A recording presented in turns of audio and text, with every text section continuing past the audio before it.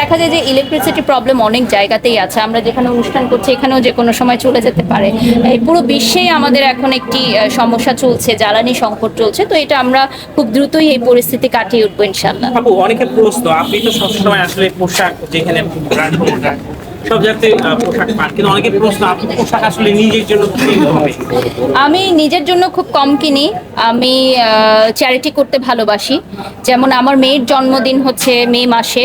তো মে মাসকে ঘিরে আমার কিছু পরিকল্পনা রয়েছে যে এতিমখানা মাদ্রাসায় যারা আসলে বাবা মা নেই, ছোট ছোট বাচ্চাদেরকে নতুন কাপড় বা খাবার আমরা বিতরণ করব আমার মেয়ের হাতে। আমার মেয়ের যেহেতু জন্মদিন, তো আমি মনে করি নিজের জন্য আমি একটা দামি পোশাক কেনার চেয়ে যারা আসলে পোশাক পরতে পারে না তাদেরকে যদি আমি অর্থটা দিয়ে থাকি তাহলে অনেক মানুষের হাসি ফুটানো যায়।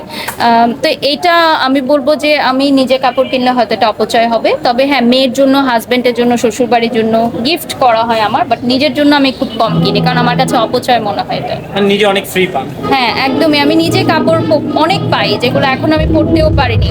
অনেক ব্র্যান্ড থেকে বলে আপু আমাদের কাপড় পরেন, আমাদের কাপড় পরেন। আমি একা একটা মানুষ কয়টা কাপড় পরবো বলেন, দিনে 7 থেকে 8 বার কাপড় চেঞ্জ করি, তারপরেও অনেক ড্রেস হয়ে যায়। তো কেন কিনবো বলেন, প্রয়োজন নেই। Thank you thank you so much.